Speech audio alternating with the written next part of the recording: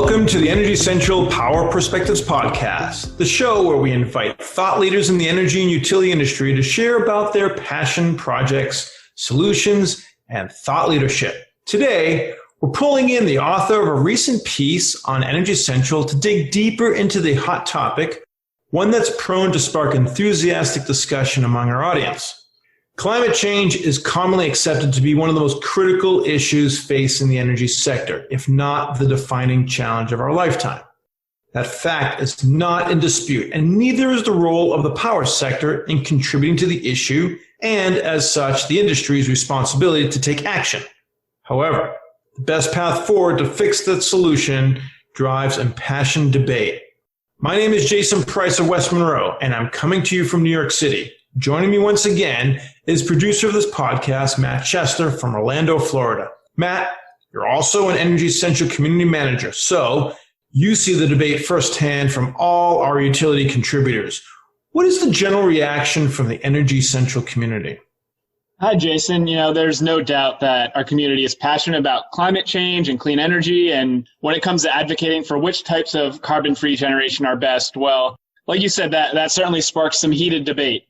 Yeah, well, our guest today is here to add fuel to that fire with his assertions that nuclear energy is one of the most critical tools that the utility leaders should be embracing to meet emission reduction and overall climate goals. The longtime mainstays of baseload generation, coal and gas, are guilty of spewing untold amounts of greenhouse gases into the atmosphere.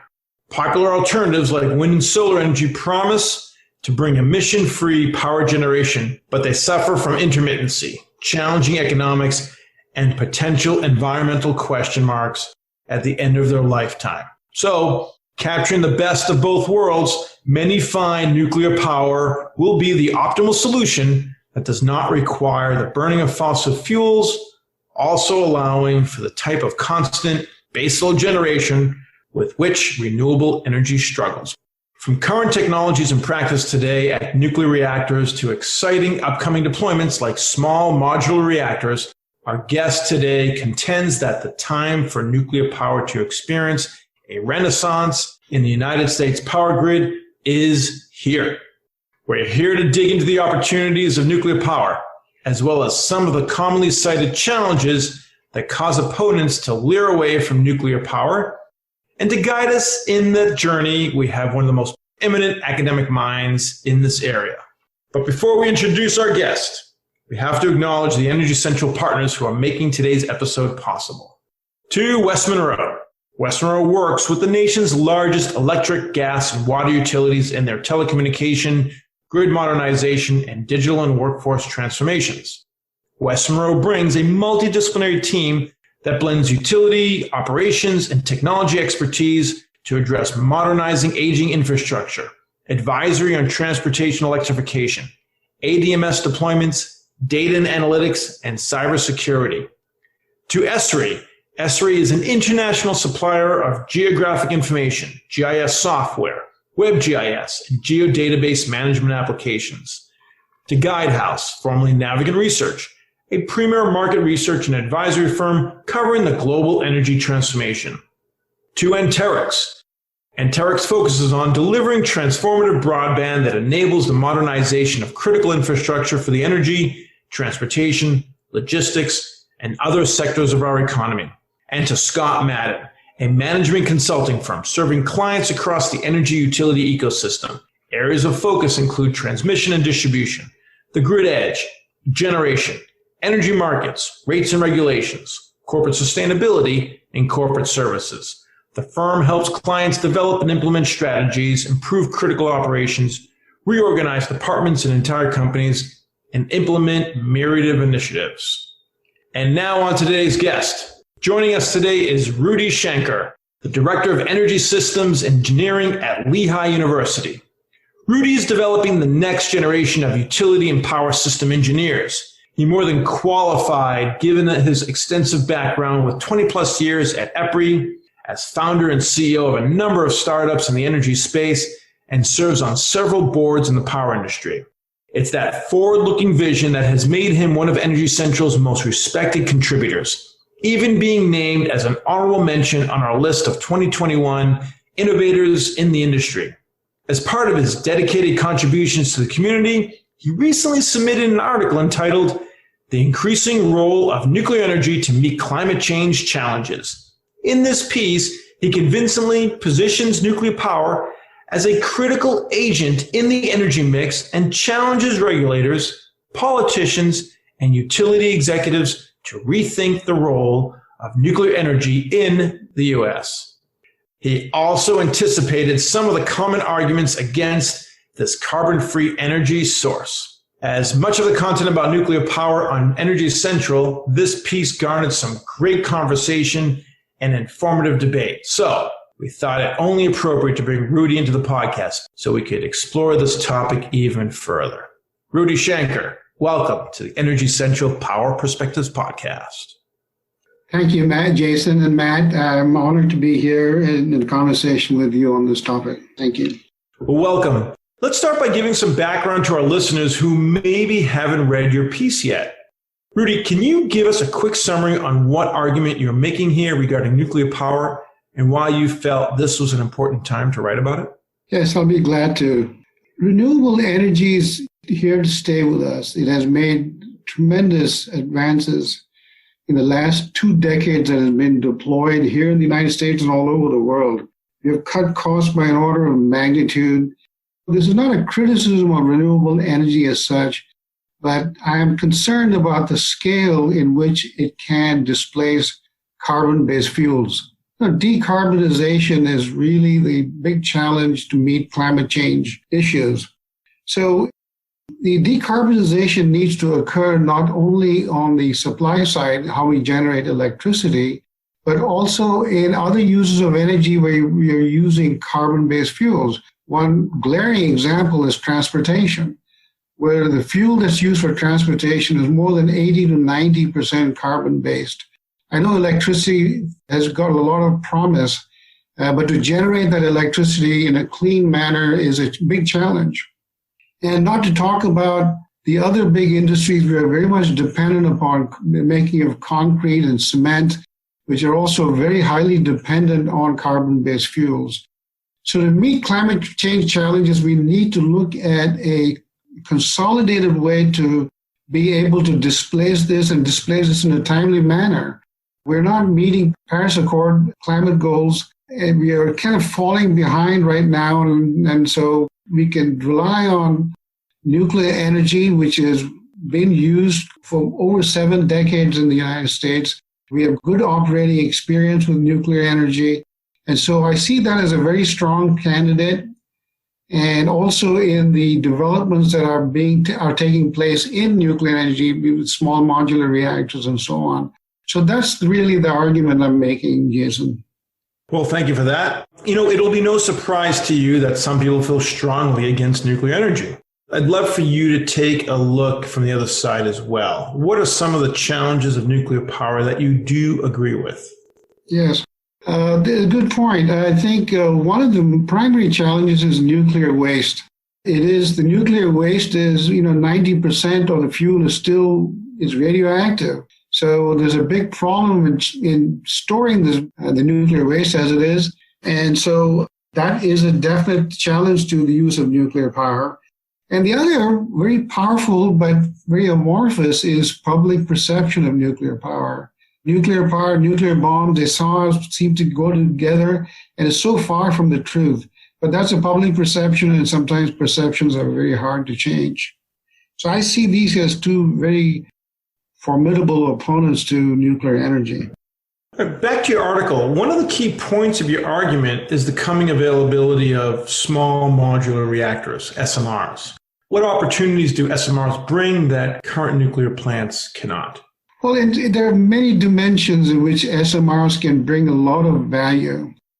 One of the big mistakes we made in the original deployment of fission-based nuclear reactors is they weren't of standard design, and we always were surprised at varying costs and varying regulatory problems. I think the SMRs now afford you to do something very standardized, cookie-cutter approach almost. Can be transported on 18-wheelers to the site, and completely built. So it very much standardizes the design and deployment of nuclear reactors. That's a big plus. The other big plus is that these modules can be stitched together as 6-packs or 4-packs. And the advantage there is you could utilize each of those in the packs for a different function. Each pack could be like 45 megawatts each, considerable, but not as big as the original nuclear reactors. You could use a set of packs to generate hydrogen, which would be utilized as a clean fuel to substitute carbon-based fuel for making cement, for example. The other packs could be utilized for generating electricity. So it makes it very versatile. So what SMRs bring to the table is standardization and flexibility in utilization. So Rudy, given that, I'm curious, what are the energy sources that you anticipate SMRs are going to be best suited to replace? Is it going to be a tool to replace existing baseload coal or peaker fuels like gas, or is it more just going to be able to keep up with the rapidly increasing demand? Well, the short answer is all of the above. SMRs are, miniature fission reactors. So fission reactors can replace coal-based and fossil-based fuels. So, generation of electricity, SMRs could replace coal and natural gas. SMRs can also, because they're modular, they can be transported and where cement is being manufactured, for example, using carbon-based fuels, you could substitute it with an SMR in place right there. So it has a potential. I'm not saying it won't have any controversies, but it has a potential, and it's something that we can do starting today. And so that's why I see where nuclear energy has a lot of promise in answering decarbonization goals. Given your position, you must be tracking what's going on in DC and even, state governments around energy policy. And what's the conversation regarding nuclear, especially as a climate fighting tool? Can you talk about that? Yes. In fact, I was very heartened to see that the Biden administration has a very ambitious clean energy plan in which nuclear plays a dominant role. They're acknowledging that nuclear reactors have been very reliable sources of electricity.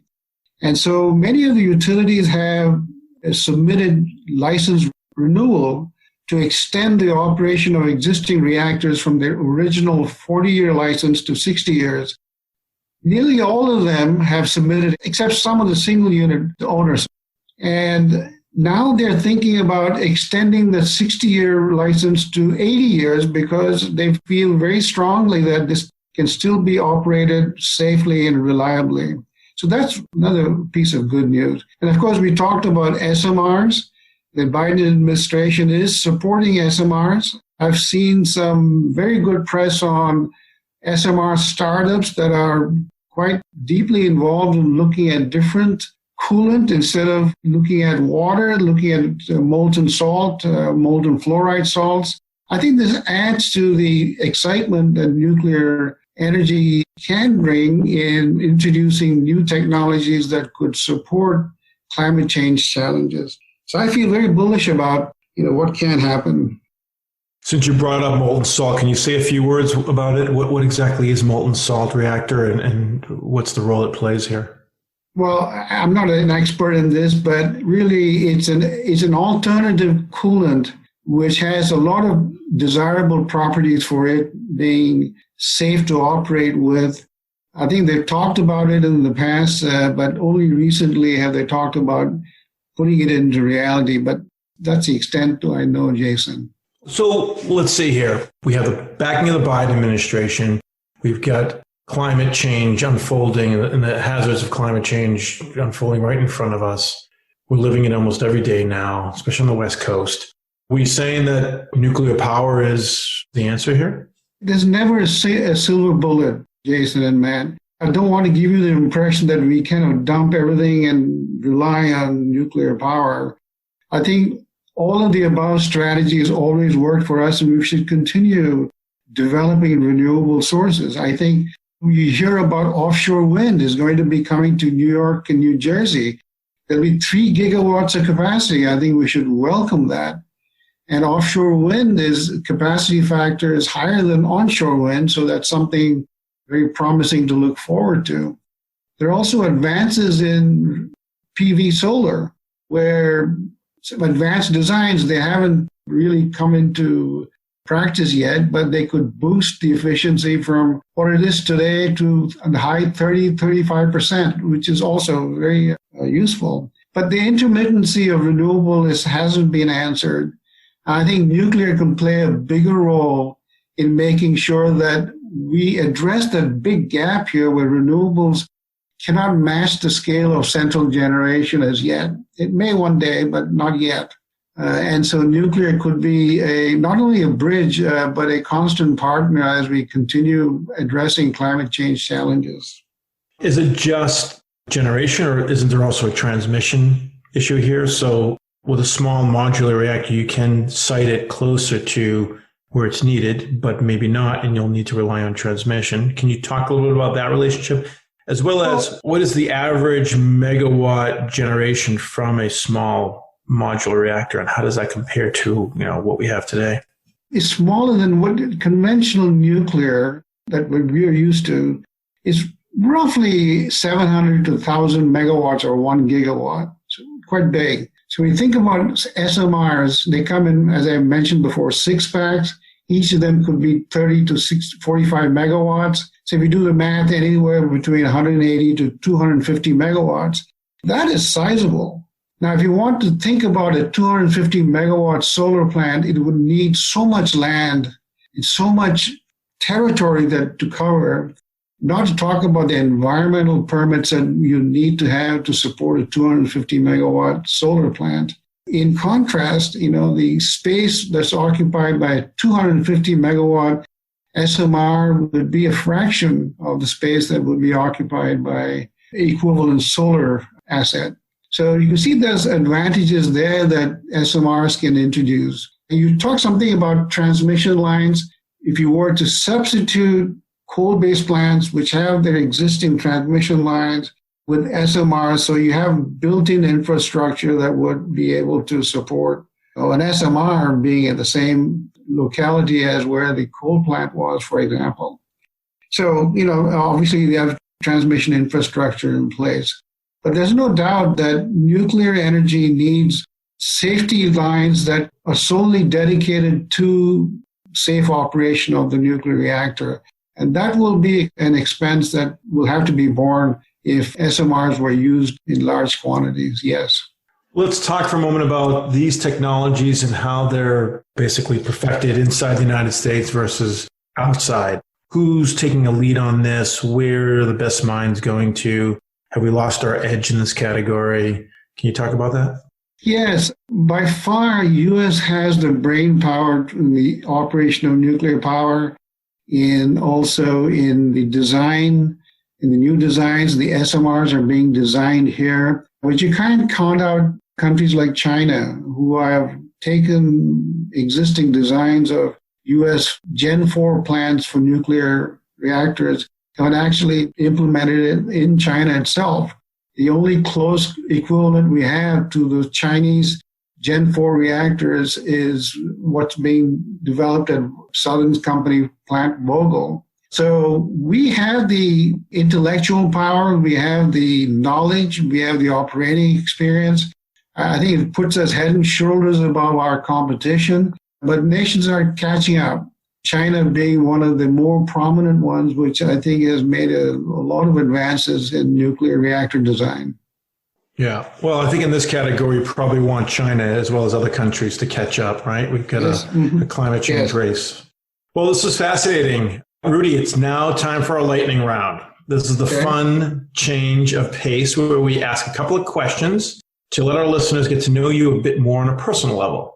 Your response will just be one word or one phrase. Are you ready? I'm ready. Okay. If you're going on a road trip or a plane ride, what's the one thing you won't leave without? My tennis racket. If you weren't working at Lehigh and on energy systems, what do you think you'd be doing instead? Mentor new energy startup companies. For your money, what's the best way to spend a Friday night? With my wife at a quiet restaurant, eating any kind of food. We're not partial to any particular type of food. And then, of course, relax at night with a Netflix movie. Have you picked up any new skills over the pandemic? Yes. Listen more carefully of people's concerns. There were stories to tell. And last, what inspires you? I'm really inspired by people who can combat adversity. You know, seeing a young athlete with prosthetic limbs competing, you can see that this kid is going to give us all. So why can't we take inspiration from something like that? Well stated. Thanks for some real insight into what makes you tick. So, for being a good sport, we'll give you the last word here. What core message do you hope our listeners will keep with them when they're done listening to this podcast episode? Well, thank you again, Jason and Matt. You know, we've been talking about climate change, and it's not an easy battle. It also involves changes in behavior. And even though technology may be our ultimate savior, it's also interaction with human beings. It's a human problem. We can't have technology without the human interaction. I think we need to keep that in forefront as we go forward. It's a difficult challenge, not just from a technological standpoint, but from a human standpoint too. Thanks for your wisdom and insight. Much appreciated. And I'm excited to see what the Energy Central community has to say about it. If you have any questions or comments, please don't hesitate to head to Energy Central to let Rudy know. Rudy, thank you again so much for sharing your insight with us on today's episode of the Power Perspectives podcast. Well, thank you for inviting me, Jason and Matt, and look forward to further interactions. Fantastic. We welcome that. Once again, I'm your host, Jason Price. Plug in and stay fully charged in the discussion by hopping into the community at energycentral.com. And see you next time at Energy Central's Power Perspectives podcast.